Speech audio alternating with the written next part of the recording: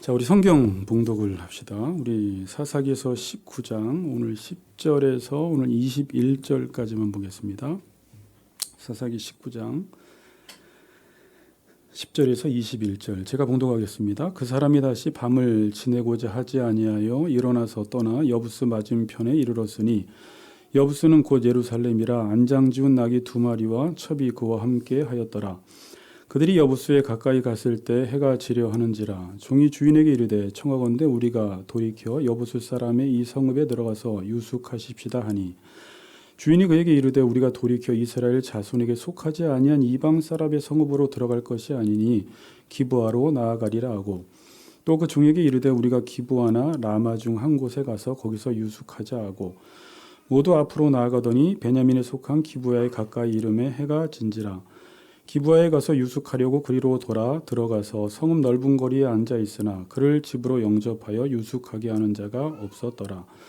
저녁 때 한 노인이 밭에서 일하다가 돌아오니 그 사람은 본래 에브라임 산지 사람으로서 기브아에 거류하는 자요 그곳 사람들은 베냐민 자손이더라. 노인이 눈을 들어 성읍 넓은 거리에 나그네가 있는 것을 본지라. 노인이 묻되 그대는 어디로 가며 어디서 왔느냐 하니 그가 그에게 이르되 우리는 유다 베들레헴에서 에브라임 산지 구속으로 가나이다. 나는 그곳 사람으로서 유다 베들레헴에 갔다가 이제 여호와의 집으로 가는 중인데 나를 자기 집으로 영접하는 사람이 없나이다. 우리에게는 나귀들에게 먹일 집과 여물이 있고 나와 당신의 여종과 당신의 종인 우리들과 함께한 청년에게 먹을 양식과 포도주가 있어 무엇이든지 부족함이 없나이다 하는지라. 그 노인이 이르되 그대는 안심하라. 그대의 쓸 것은 모두 내가 담당할 것이니 거리에서는 유숙하지 말라 하고 그를 데리고 자기 집으로 들어가니 나귀에게 먹이니 그들이 발을 씻고 먹고 마시니라. 아멘. 아멘.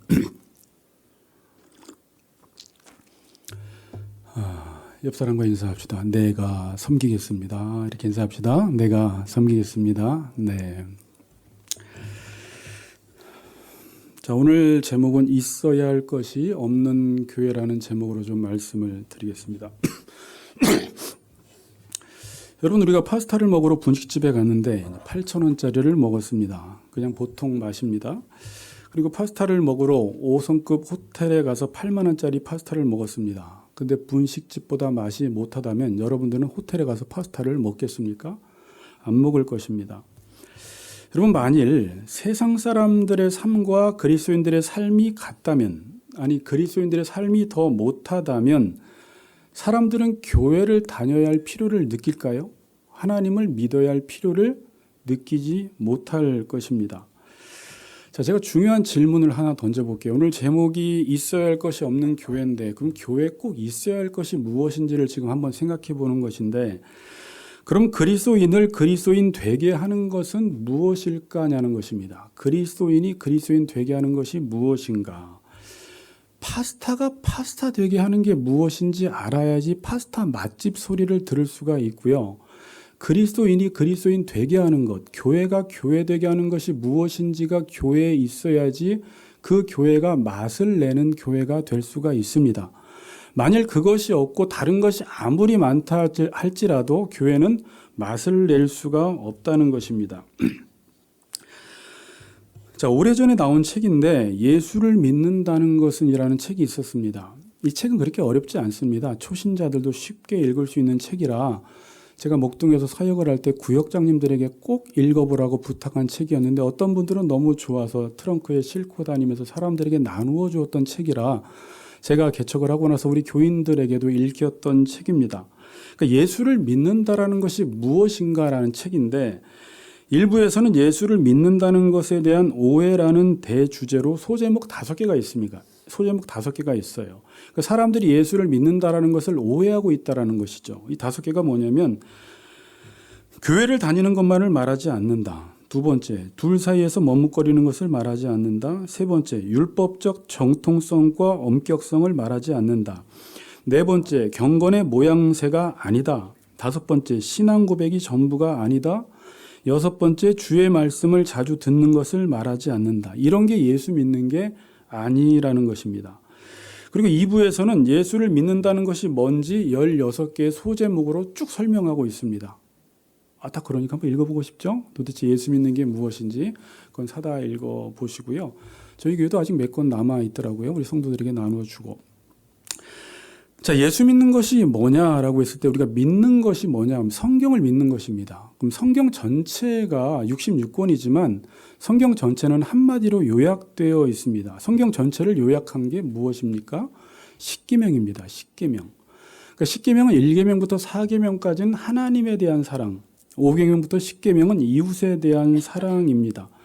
그러니까 십계명은 하나님을 사랑하고 이웃을 사랑하라는 거예요. 그러니까 율법의 핵심, 성경의 핵심은 한마디로 사랑이라는 거예요. 제가 여러분들에게 성경 공부를 가르쳐 줄 때 성경을 꽉 짜면 딱 하나가 떨어지는데 그게 사랑이라는 것이었죠. 그래서 마태복음 22장에서 율법사가 예수님에게 어떤 계명이 가장 크냐고 물었을 때 예수님이 뭐라고 대답하십니까? 유명한 말이죠. 37절에서 39절에 예수께서 이르시되 내 마음을 다하고 목숨을 다하고 뜻을 다하여 주 너의 하나님을 사랑하라 하셨으니 이것이 크고 첫째 되는 계명이요 둘째도 그와 같으니 내 이웃을 내 자신같이 사랑하라 하셨으니 이 두 계명이 온 율법과 선지자의 강령이니라 라고 말씀하고 있습니다. 그러니까 하나님을 사랑하고 이웃을 사랑하라고 하는데 둘째도 그와 같다라는 건 우리가 하나님을 사랑하는 그만큼 똑같이 이웃을 사랑하라는 거예요. 비중이 똑같다라는 것이에요. 그러니까 하나님 사랑에 비례해서 이웃을 사랑한다라는 것이죠. 이 두 계명이 온 율법과 선지자의 강령이라고 말씀하고 있습니다. 이 강령이라는 뜻은 달려있다, 매달다라는 것입니다. 그러니까 성경 전체가 이 사랑이라는 계명 안에 매달려 있다라는 것입니다.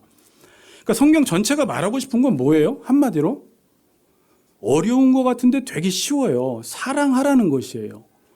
그러니까 하나님이 사랑이시기 때문에 이 율법은 하나님의 그 본성, 이 하나님의 본성을 율법으로 기록한 거예요.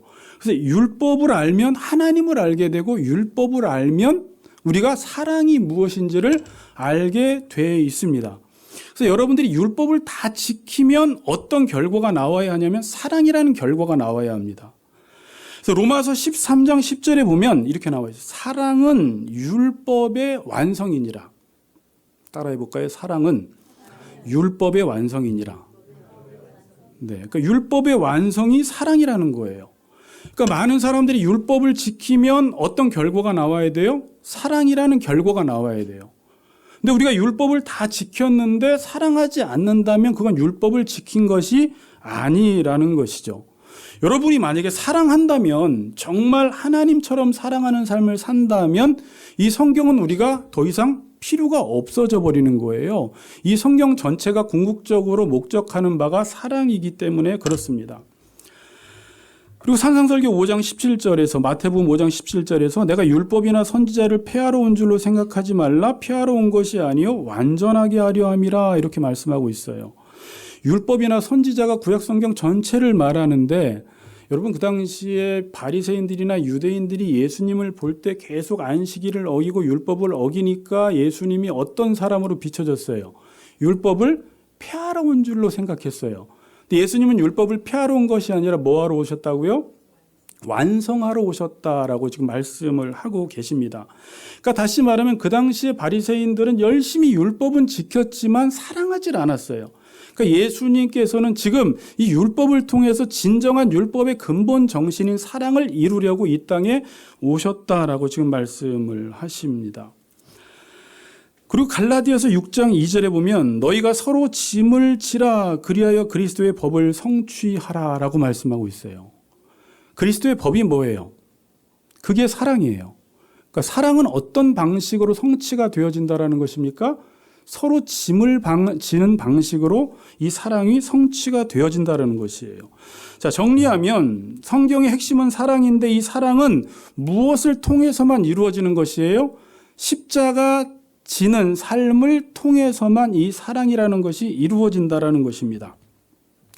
자, 이렇게 말하면 이제 많은 성도들이 오해를 할 수가 있어요. 아, 기독교 신앙은 한마디로 사랑하라는 것이구나라고 해서 이제 우리가 열심히 사랑하자라고 하는데 여러분 인간 스스로 사랑이 돼요? 안 돼요? 인간은 사랑을 할 수가 없다라는 것을 여러분들이 먼저 인정을 해야 합니다. 그러니까 하나님과의 관계에서 단절된 인간들은 사랑이라는 것이 불가능합니다.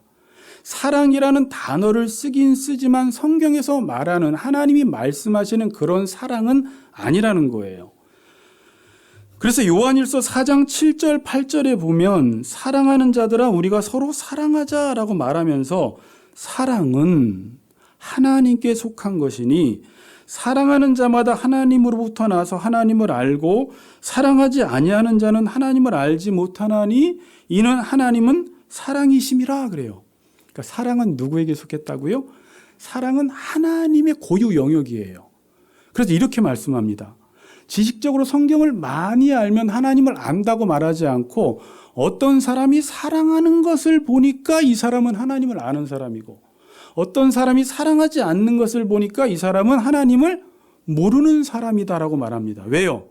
하나님이 사랑이시고 사랑은 하나님께 속해 있기 때문에 우리 집사님이 사랑하는 걸 보면 하나님을 알고 사랑하지 않는 것을 보니까 하나님을 모른다라고 요한은 정리하고 있습니다. 그럼 또 사람들이 그래요. 그럼 내가 뜨겁게 하나님을 또 사랑해 봐야 되겠다라고 해요. 근데 여러분들은 또 하나님을 사랑할 수 있을까요? 사랑을 못해요. 인간은 본성적으로 하나님을 거부하고 하나님을 대적합니다. 그러니까 인간은 하나님을 사랑할 수가 없어요. 자, 그럼 십계명에서 하나님을 사랑하고 이웃을 사랑하라고 할 때 지금 우리가 하나님을 사랑해야지 이웃을 사랑한다고 제가 설명을 드렸는데 근데 제가 또 뭐라고 했어요? 인간은 하나님을 사랑할 수 없대요. 그럼 이웃을 사랑할 수 없잖아요. 어떻게 하라는 거예요? 그러니까 하나님을 성경에서는 하나님을 사랑하라는 말은 사랑이 하나님께 속한 것이기 때문에 하나님의 그 사랑의 말씀을 내가 믿음으로 받아들이면 그 하나님의 사랑을 받아서 내가 그 사랑을 가지고 이웃을 사랑할 수 있다라는 말이에요. 그러니까 처음부터 그러니까 요한일서 여러분들이 4장을 읽어보세요. 사랑은 이렇게 나타난 바 되었으니 우리가 하나님을 사랑한 것이 아니요 하나님이 먼저 우리를 사랑하셨다라고 말씀하고 있죠. 여러분이 하나님을 찾았습니까? 먼저 하나님의 사랑이 여러분들을 찾아낸 것이죠. 그리고 여러분들이 그 하나님의 사랑을 깨닫고 이제 그때부터 하나님을 사랑하기 시작했고 지금도 예수를 믿다가 하나님의 사랑이 단절된 사람들, 다시 말하면 지금 계속 말씀을 통해서 하나님의 사랑을 받지 못하는 사람들은 또다시 여러분들이 하나님을 사랑할 수가 없고 또 그 사랑을 받지 못했기 때문에 관계 속에서 이 사랑이 흘러가지 않는다라는 것을 경험할 수가 있습니다. 하나님을 사랑하는 것과 이웃을 사랑하는 것은 아주 밀접해요. 부부간에도 우리 남편이 하나님을 요즘 열심히 사랑하면 하나님의 말씀을 열심히 듣고 그분의 환대를 받고 사랑을 받으면 이상하게 아내나 자녀나 이웃들에게 그 사랑의 넓이와 깊이가 커지고 넓어진다는 것을 우리가 알 수가 있어요. 자, 그래서 지금 사사기 시대로 이제 이 표현을 한다면 이 사사기 시대는 지금 계속 뭐가 반복되고 있어요. 19장에도 이 왕의 통치를 받지 않으면 사랑은 열매와 결과로 지금 나타나고 있지 않다라는 것을 지금 본문에서 계속 보여주고 있는 것입니다. 하나님은 지금 사사기 시대에도 지금 왕으로서 통치하고 계신데 사사기 시대의 백성들이 그 왕을 인정하지 않고 왕을 왕대접하지 않고 그분의 말씀에 통치를 받지 않으니까 이 시대가 지금 어떠하느냐 19장에서는 환대하는 삶, 사랑하는 삶이 불가능해졌다라는 거예요 지금. 여러분 왕의 통치를 받지 않아도요 지금 세상 사람들이요 하나님을 사랑하지 않아도 교회 가서 하나님의 말씀을 듣지 않고 성경 말씀을 몰라도 다른 모든 것은 다 잘 될 수 있습니다. 국민 소득이 높아질 수 있고요 먹는 것도 풍성해질 수 있고요 마시는 것도 풍성해질 수 있고요 좋은 집에 살 수 있습니다. 매달 여행을 다닐 수도 있습니다. 연봉이 높을 수도 있습니다. 다 할 수 있습니다. 그런데 여러분 하나님의 통치를 받지 않으면 인간의 내면 안에서 사랑이 식어집니다. 자, 병주 형제 그렇죠? 자, 하나님의 통치를 받지 않으면 인간의 내면 안에서 사랑이 식어져요. 사랑이 식어지면 어떤 현상이 일어나느냐? 여러분이 배고프면 어떤 현상이 일어나요? 자꾸 남의 것을 빼앗아 먹게 돼요. 배가 너무 고프면 그렇게 돼요. 그러니까 우리 안에서 사랑이 식어지면 상대를 계속 못 살게 합니다. 자기도 모르게 상대의 피를 빨아먹습니다. 상대를 이용합니다. 상대를 수단화합니다. 상대의 것을 빼앗습니다. 자, 그래서 10계명은 1계명부터 4계명을 지키지 않으면, 하나님을 사랑하지 않으면 바로 연달아서 결과적으로 발생되는 것이 부모를 공경하지 않게 되고, 간음하게 되고, 살인하게 되고, 도둑질하게 되고, 결국 10계명, 결국 마지막 계명이 뭐예요? 탐내게 된다라는 거예요. 그러니까 하나님을 사랑하지 않을 때 결국 인간은 탐을 내게 되고, 이 탐심이 곧 우상숭배라고 이야기했습니다. 여러분 안에 이 탐심이 극복이 안 돼요, 인간은. 이 탐심이 극복이 안 되면 1계명부터 9계명까지 줄줄이 어기게 되어 있어요. 내가 탐심을 갖고 있다 보니까 자기 자신을 섬기는 1계명 우상숭배를 하게 되는 거예요. 그 다음에 하나님의 이름을 망령되게 일컫는 거예요. 안식일을 지키지 않습니다. 부모를 공경하지 않습니다. 간음합니다. 살인합니다. 도둑질합니다. 거짓 증거합니다. 결국 탐심의 문제를 우리는 극복하지 못해서 모든 관계 속에서 어려움을 겪는 것입니다. 밥이 식어도 밥맛이 없지만 먹을 수는 있습니다.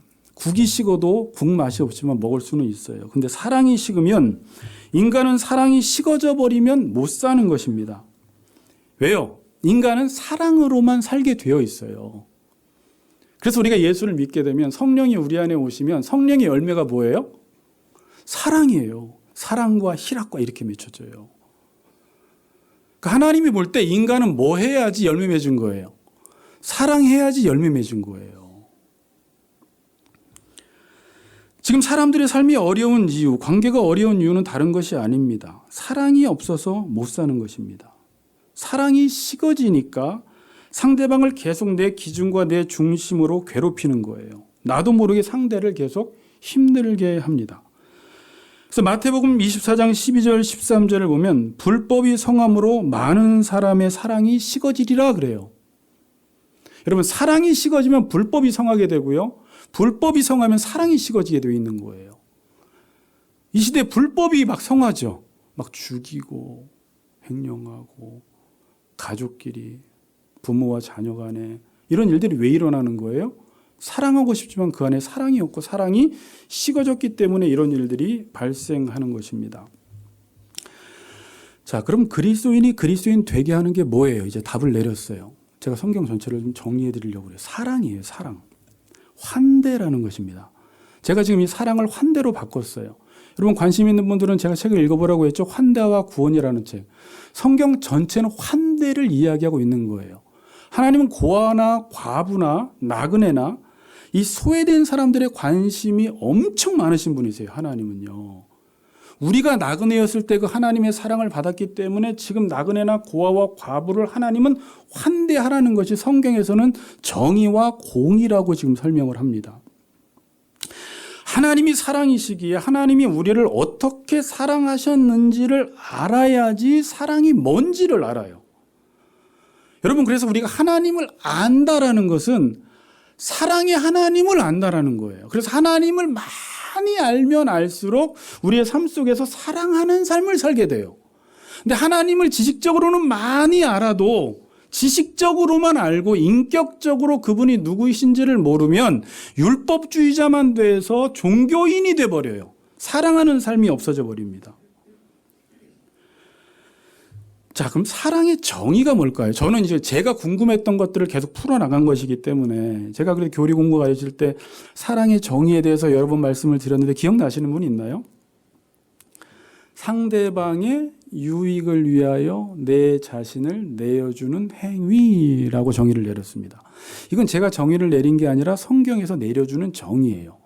하나님이 우리를 사랑하셨을 때 어떻게 사랑하셨나를 성경적으로 보니까 우리가 아직 죄인 되었을 때, 연약할 때에 마땅히 율법에 의해서 우리를 심판해야 하는데 우리를 살려내시기 위해서, 우리의 유익을 위해서 이 죄값을 누군가는 담당하셔야 되는데, 우리를 살리기 위해서는 누군가 이 죄값을 담당해야 하는데 그 독생자 아들 예수 그리스도를 이 땅에 보내셔서 그분에게 모든 죄를 담당케 하심으로 우리를 살려내신 것을 보니까 요한복음 3장 16절에 하나님이 세상을 이처럼 사랑하사 독생자를 주셨으니 그러죠.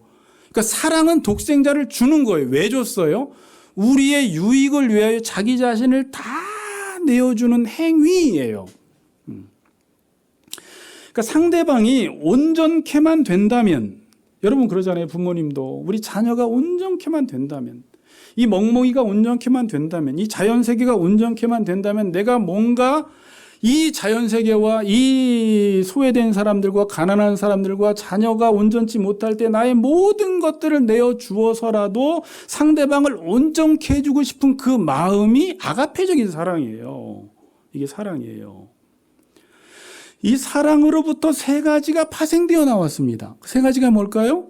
긍휼과 오래 참음. 마지막은 뭐예요? 은혜라는 거예요. 그러니까 사랑하면요, 저절로 따라오는 게 있어요. 그냥 상대방이 불쌍해요.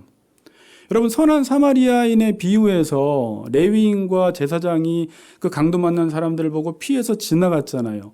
근데 선한 사마리아인은 딱 보자마자 어떻게 했는지 아세요? 성경에 어떻게 나와 있어요? 불쌍히 여겨 이렇게 나와 있어요. 그러니까 불쌍한 거예요. 이 세상을 볼 때 믿지 않는 사람이 불쌍해 보이는 거예요. 온전치 못한 것을 보면서 불쌍한 거예요. 그럼 뭘 하게 돼요? 그 사람이 악에서 돌이키지 않을 때 그냥 정죄해버리고 포기하는 게 아니라 오래 참습니다. 두 번째가 기다려줘요. 그 사람이 구원받을 때까지 내가 섬기는 거예요. 그리고 나중에 은혜를 베풀어요. 원인 없는 결과, 그 사람이 나에게 아무런 해준 것도 없는데 계속해서 무엇인가를 주는 행위를 합니다. 이게 하나님께서 우리에게 준 사랑이에요. 하나님이 우리를 불쌍히 여기셨어요. 민망히 여기셨어요. 그리고 우리는 계속 하나님을 떠나서 방황하는데 하나님께서 어떻게 해요? 우리를 향하여 오래 참아주셨어요. 그리고 우리에게 은혜를 베풀어 주셨어요. 그래서 아까 그 찬양했잖아요. 모든 것이 은혜, 모든 것이 은혜라고. 우리가 지금 여기에 앉아 있을 수 있는 이유, 우리가 살아 있을 수 있는 이유, 오늘도 예배 드릴 수 있는 이유가 하나님의 은혜 아니었으면 멸망의 자식들이었다라는 것이죠. 사랑의 정의가 뭐라고요? 다른 사람의 유익을 위하여 내 자신을 내어주는 행위라고 말씀하고 있습니다. 자, 그럼 하나님의 백성과 하나님의 백성 아닌 사람이 가장 크게 차이가 나는 것은 무엇일까요? 하나님의 백성과 하나님의 백성 아닌 사람이 가장 크게 차이가 나야 하는 것은 어떤 사람을 만났을 때 내 유익을 위하여 상대의 것을 요구하느냐, 아니면 상대의 유익을 위해서 내 것을 내어주느냐의 차이예요. 여러분, 우리가 예수 오래 믿으면 이게 바뀌어야 돼요. 저도, 여러분도 나의 유익을 위해서 상대방에게 무엇을 요구하는 게 아니라 내가 하나님으로부터 이 사랑을 받았다면 상대의 유익을 위해서 내 자신을 내어주는 행위가 당연한 삶이에요. 그러니까 기독교인들은 그냥 교회니까 그냥 구제 좀 하고 여유가 있을 때 남 돕고 그러는 게 아니라요. 그냥 우리의 삶 자체가 요한복음 13장에 예수님께서 내가 주와 선생이 되어 너희의 발을 씻겼으니 너희도 서로 발을 씻기는 것이 뭐하니라? 옳으니라 그런 거죠. 그러니까 옳은 게 뭐냐면 섬기는 그것이 그냥 우리의 마땅한 삶이라는 거예요. 교회가 그런 곳이에요. 남의 유익을 구하는 건 왜 우리가 이렇게 살아야 하냐면 하나님의 자녀이니까. 하나님이 우리를 이렇게 사랑하셨으니까 하나님의 자녀가 되어서 하나님의 자녀들도 하나님 닮은 사람처럼 살아가라는 거예요. 예수님이 요한복음 13장에 내가 새 계명을 너희에게 주노니 너희가 서로 사랑하라. 내가 너희를 사랑한 것 같이 너희도 서로 사랑하라. 너희가 서로 사랑하면 이로써 모든 사람이 내 제자인 줄 알리라라고 말씀하고 있죠. 누가 예수의 제자인 줄 알 수 있어요?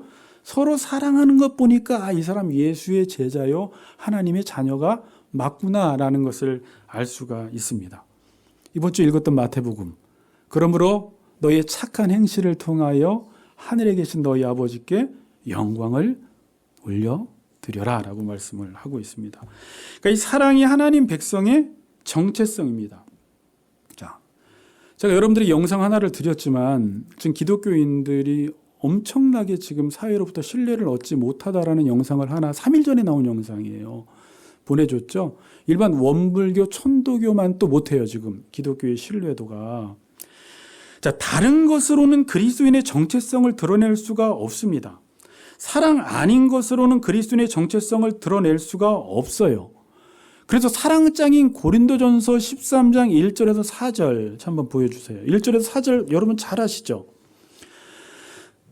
예언하는 능력이 있어도, 산을 옮길 만한 믿음이 있어도, 우리가 천사의 말을 할지라도 뭐가 없으면, 사랑이 없으면 아무것도 아니라는 거예요.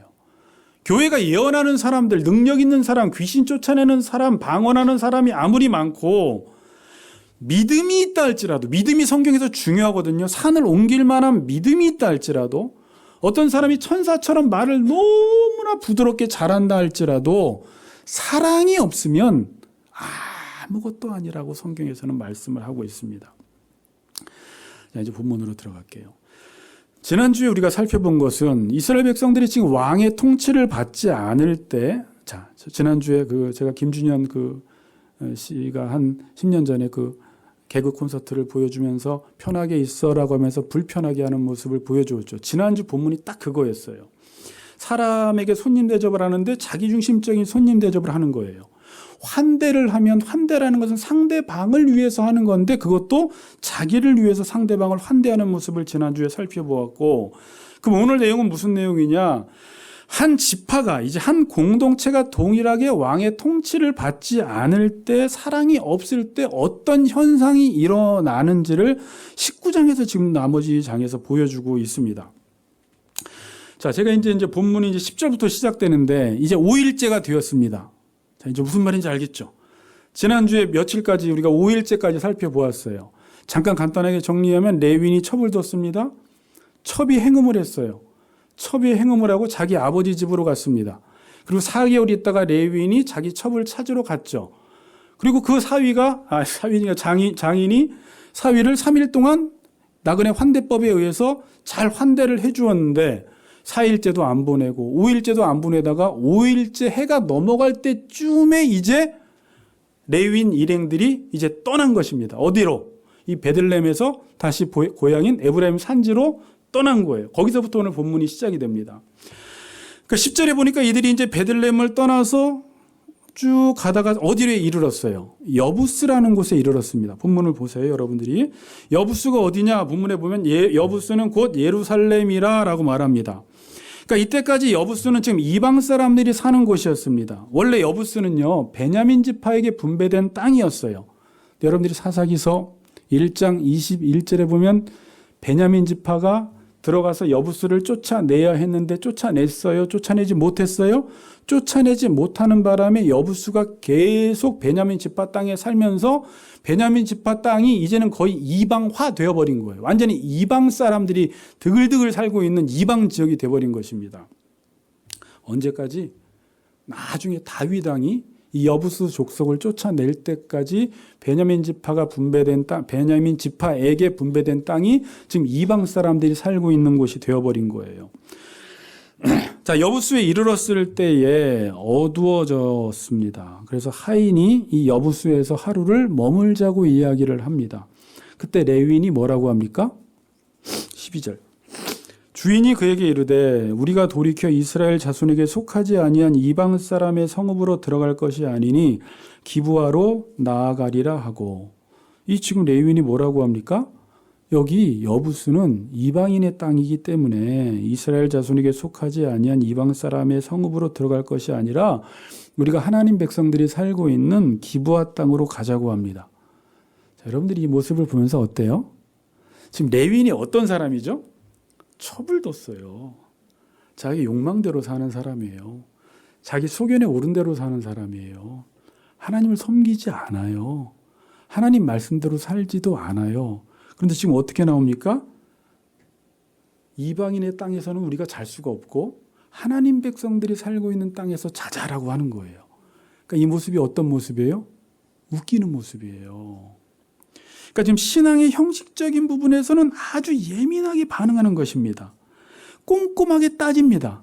신앙의 형식적인 면에 있어서는 평상시 때는 사람들에게 환대도 베풀지 않고 사랑하지 않던 사람이 우리는 오늘 주일 성수 꼭 해. 물론 좋은 말이지만 이게 얼마나 위선적인 행동이냐라는 거예요. 하나님의 말씀대로 살지 않는 사람들이 어떤 신앙적인 형식 면에 있어서는 아주 철저하다라는 거예요. 원칙을 지키고 있는 거예요. 그러니까 신앙에 지금 형식만 남아있고 모양이 다 사라져버린 거예요. 이 시대가. 디모데후서에도 그런 말씀이 있잖아요. 디모데후서에도. 말세가 되면 경건의 능력은 없고 경건의 모양만 남는다고.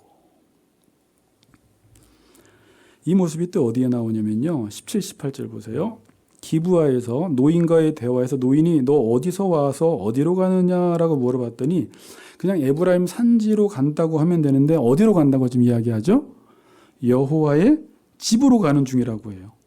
자기의 삶은 엉망이면서 자기가 가는 길은 뭐라고 그래요? 자기가 살고 있는 곳이 여호와의 집이라고 이야기하는 것입니다. 신앙이 모양만 남은 거예요. 여러분, 우리 교회도요, 여러분들도 실제 교회는 다니지만 왕의 통치를 받지 않으면 이런 종교인이 돼버려요. 종교인은 당연히 다 종교인인데 하나님과의 관계가 없는 종교인. 하나님의 사랑을 받지도 않고 그냥 율법주의자, 그냥 교회에서 어떤 규율만 지키는 사람, 내면은 변화되지 않는 사람이 된다라는 거예요. 실제적인 왕의 통치를 받지 않고 신앙생활할 때. 의외로 이런 분들이 이 시대에 아주 많아요. 조심해야 돼요. 자, 그래서 이들은 여부스에서 유숙하지 않고 어디로 나갑니까? 기브아로 나갑니다. 지금 해가 졌어요. 밤이 어두워졌어요. 빨리 묵어야 되는데 이 기브아까지 얼마나 걸리냐면 제가 찾아보니까 6km 정도 더 걸어가야 됩니다. 6km면요 1시간 반 정도 걸립니다. 그래서 1시간 반 정도 더 걸어서 갔습니다. 기브아에 도착했습니다. 이 기브아는 어떤 곳이냐면 16절에 나온 대로 베냐민에 속한 기브아라고 나와 있어요. 그러니까 베냐민 땅이에요. 이방인의 땅인 여부스에 있지 않고 베냐민 지파의 땅인 기브아로 지금 들어갔습니다. 그리고 성읍 넓은 거리에 앉아 있어요. 그럼 우리가 일반적으로 생각하는 건 뭐예요? 베냐민 사람들이 사는 곳이에요. 같은 동족이 삽니다. 하나님의 백성들이 사는 곳이에요. 나그네가 지금 어디 있어요? 성읍 넓은 거리에 앉아 있으면 그 당시에 나그네 환대법에 의해서 먼저 가서 그들을 영접을 해야 하는 것이 마땅한 것이었어요. 그 당시에. 자, 그런데 어떻게 되어 있어요?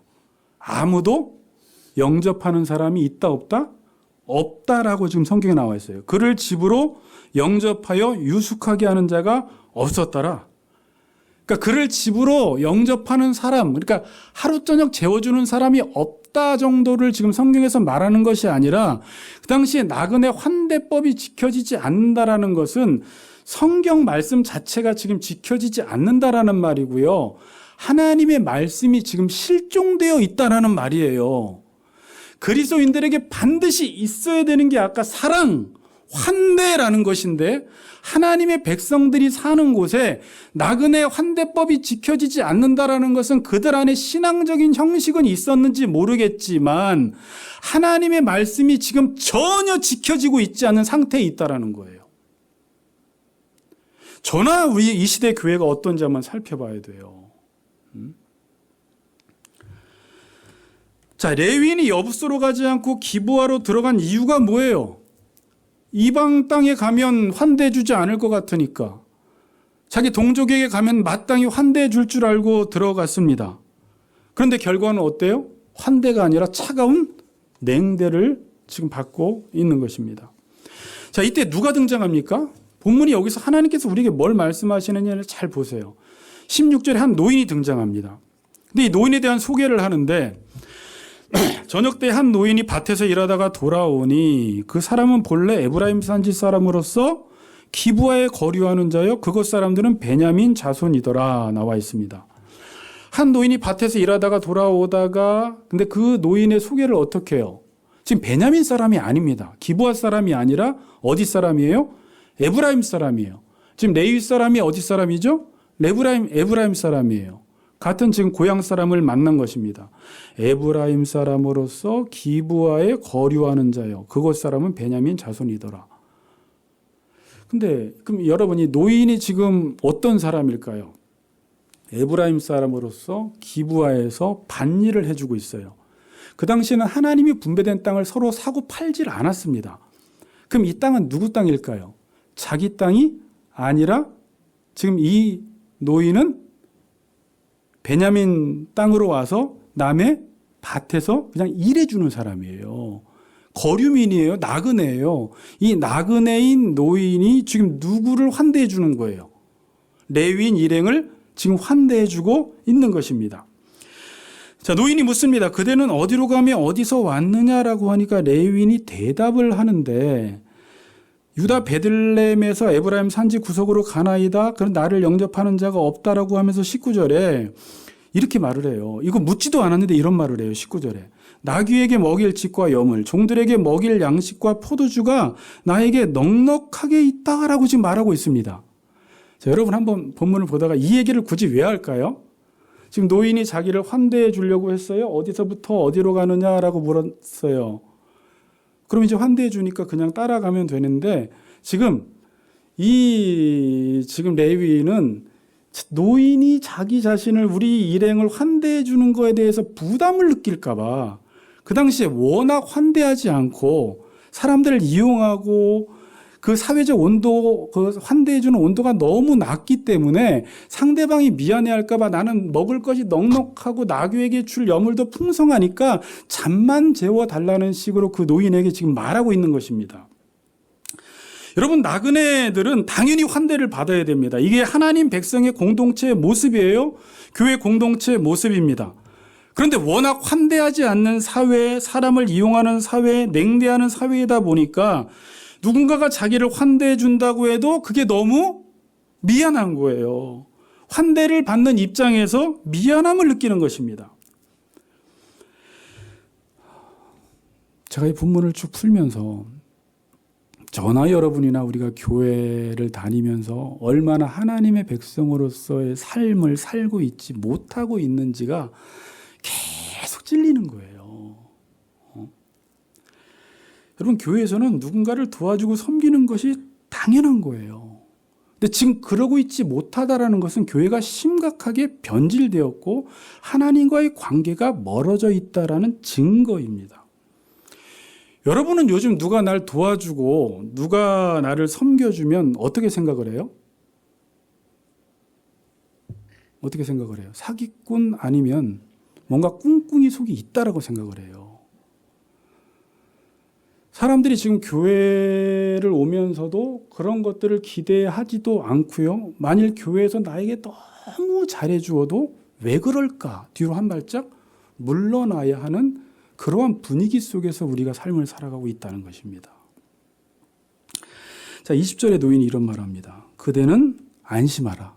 그러니까 이 사람이 되게 불안해하고 있어요. 환대를 받으면서도 되게 미안해하고 있으니까 그대는 안심하라 라고 하면서 그대의 쓸 것은 모두 내가 담당할 것이니 거리에서는 유숙하지 말라라고 말합니다. 자, 이 말이 아주 오늘 중요한 말인데 그대의 쓸 것은 모두 내가 담당할 것이니 이게 지금 환대가 무엇인지를 보여주고 있는 것입니다. 이 말을 원어로 직역하면 그대의 필요를 채워줄 책임이 자기 위에 있다. 이 담당이라는 게 내 위에 있다라는 말입니다. 당신의 모든 필요는 내가 책임지겠다. 내가 담당하겠다. 누가 지금 이런 말을 해요? 베냐민 지파 사람이 아닌 에브라임 사람, 그것도 거류민 나그네 남의 밭에서 일해주는 그 노인이 지금 레위인 일행에게 내가 당신의 모든 것들을 지금 책임져 주겠다라고 말하고 있습니다. 그러면서 하는 말이 거리에서는 유숙하지 말라는 것입니다. 이건 단순히 거리가 추우니까 거기서 자지 말라는 말이 아니라 지금 이 말은 이 시대가 어떠한지, 이 시대가 지금 얼마나 험악한지, 얼마나 사람에 대한 인심이 없고 사회적 온도가 낮은지를 지금 설명하고 있는 거예요. 지금 여기는 광야가 아닙니다. 이방 땅이 아닙니다. 같은 동족의 땅입니다. 하나님의 백성들이 있는 곳입니다. 근데 거리에서는 유숙하지 말라라고 지금 말하고 있어요. 이 말이 뭐예요? 거리에서 유숙했다가 너희 동족들에게 무슨 꼴을 당할지 모른다라는 말이에요. 그러니까 이 말이 되게 불행한 말이에요. 여러분, 어떤 사람이 교회 가서 좀 위로 좀 받아보려고, 그래도 다른 공동체랑 다르니까 사랑을 좀 받아보려고 교회 왔는데, 어떤 교인이 만일 이렇게 말한다고 생각해 보세요. 교회에서 그런 기대하지 마. 무슨 꼴 당할지 몰라. 상처 안 받으면 다행이야 라고 말한다면 이게 너무 슬픈 말이에요. 그럼 만일 어떤 사람이 너 결혼할 때 절대 예수 믿는 사람 만나지 마. 너 절대 교회 가지 마. 너 예수 믿는 사람의 말은 믿지 마. 예수 믿는 사람들이 더 짜더라 라고 말한다면 그 시대 예수 믿는 사람이 어떻다라는 거예요? 썩을 대로 썩었고 믿는 자들이 믿지 않는 자들보다 더하다는 말이에요. 이 말은 지금 신앙인들이 신앙인의 맛을 하나도 내고 있지 못하다는 것입니다. 사랑하지 않는 것은 물론이거니와 사람들에게 지금 피해를 주고 있는 거예요. 자, 이러한 가운데 이 노인은 이스라엘에서 사라져가고 있는 환대를 하고 있던 유일한 사람이었어요. 환대를 하는 사람들은 그 세대에 다 사라졌고 이 노인 하나 남은 것입니다. 하나님의 백성들 중에 환대하는 사람들, 사랑하는 사람들이 다 사라져버린 거예요. 신앙의 형식만 남았어요. 말씀의 근본 정신인 아까 서론에서 말씀드렸던 그런 사랑, 남의 유익을 위하여 자기 자신을 내어주는 행위가 어디에서도 찾아보기가 힘든 것입니다. 인간은 왕의 통치를 받지 않으면 이렇게 사랑이 다 식어져 버려요. 그래서 사랑이 식어지면 불법이 성행하게 되고 불법이 성행한 것을 보니까 지금 사랑이 식어진 시대라는 것을 우리가 알 수 있습니다, 여러분. 여러분, 이 시대에는 어떤 사람이 가장 희귀한 것 같아요?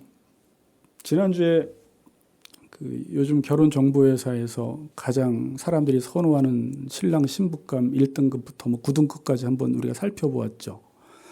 여러분, 정말 그 1등급 사람들을 만나면 인생이 정말 행복할까요? 돈, 얼굴, 학벌, 배경 좋은 사람들을 만나면 행복할까요? 여러분, 지금 결혼 여기 안 한 사람 우리 아들들밖에 없네, 저 규환이랑. 그럼 어떤 사람을 만나야 될까요? 어떤 사람 만나면 가장 행복할까요? 사랑해주는 사람 만나면 제일 행복한 거예요. 그런데 그런 사람이 이 시대에 희귀해요. 그러니까 사랑이라는 이 세상에서 사용하는 그 사랑 개념 말고 정말 우리가 결혼했을 때 아내와 남편을 위해 자기 자신을 내어주는 사람, 가난한 사람을 만났을 때, 불쌍한 사람을 만났을 때 자기의 자신을 내어주어서 그 사람을 온전케 해주는 사람을 만난다면 이 사람이 진짜 하나님의 사람이고요. 이 사람은 지금 하나님의 통치를 받고 있다라는 희귀한 사람이에요. 이게 당연한 건데 교회 다니는 사람이 그렇게 많고 한국 교회가 그렇게 많지만 이 시대 찾아보기 힘든 게 뭐예요? 교회조차도 사랑이 없어져 버린, 이 말은 다시 말하면 교회조차도 하나님의 통치를 받지 않는 사람들이 그렇게 많아졌다라는 거예요. 종교인은 많은데 신앙인이 사라져버렸다라는 것입니다.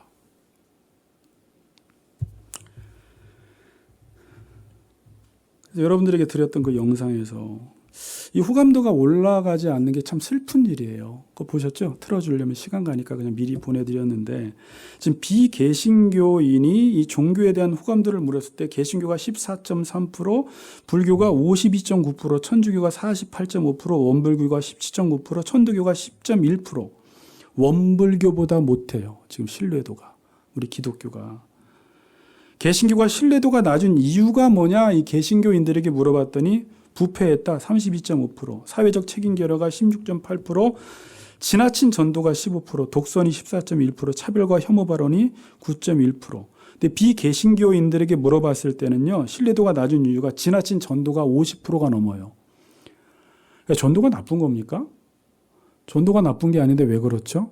실제 자기들은 환대하지 않고 사랑하지 않고 말씀대로 살지 않으면서 좋다고 하니까. 여러분, 맛집이 맛도 없으면서 맛있다라고 막 전도하면 우리가 되게 아니겠죠? 지금 그런 꼴이 난 거예요.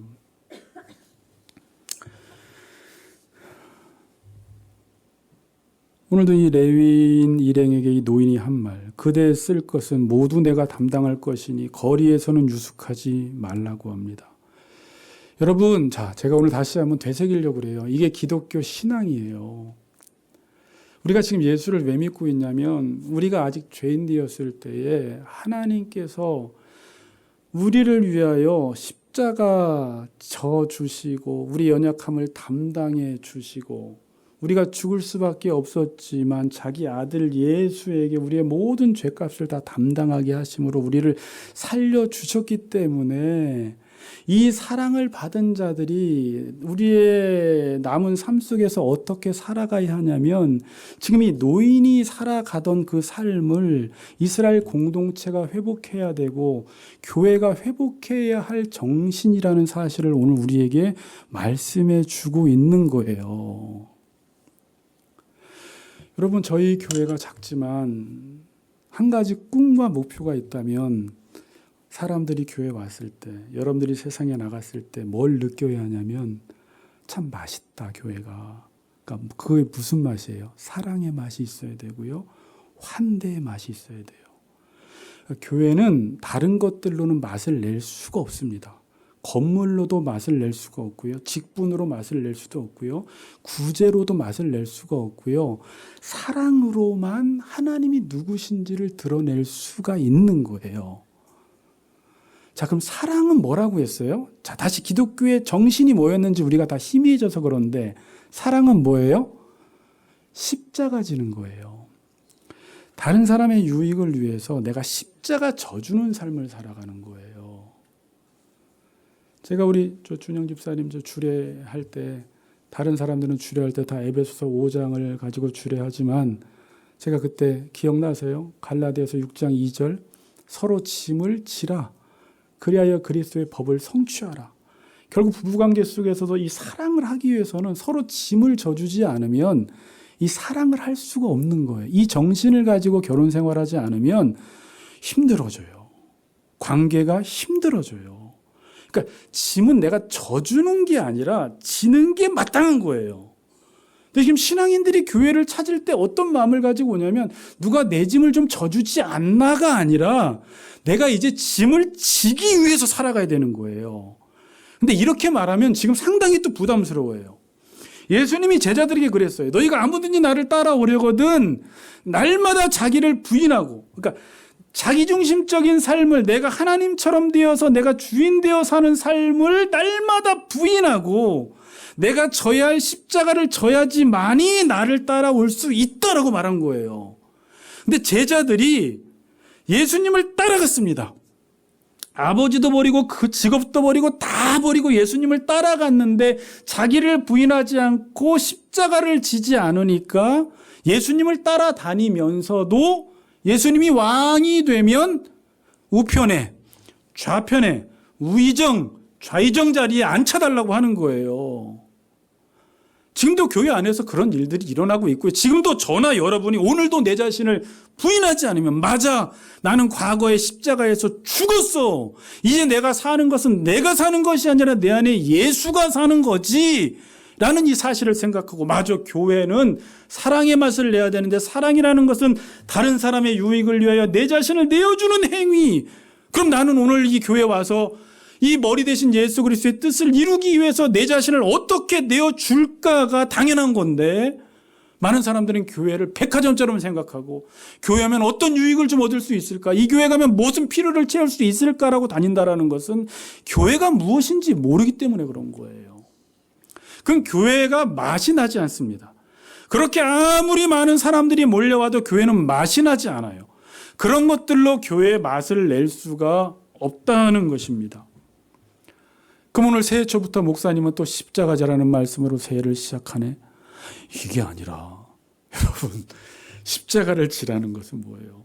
하나님이 계속 지금도 우리 은혜 찬양 불렀지만 지금도 은혜 베풀어 주시고 우리에게 환대를 베풀어 주시고 사랑을 베풀어 주시기 때문에 이 왕의 통치만 받기만 한다면 십자가 지는 삶은 결론적으로 결과적으로 발생되는 일이에요.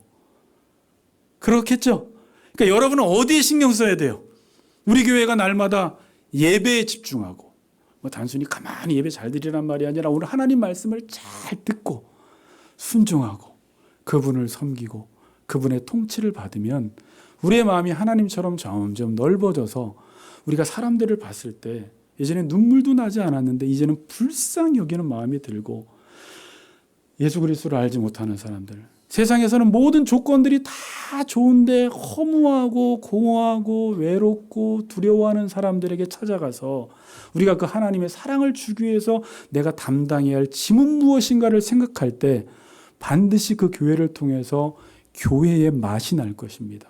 사랑의 맛이 날 것입니다. 이렇게 맛집이 되는 우리 같이 걷는 교회가 되기를 주의 이름으로 축복합니다.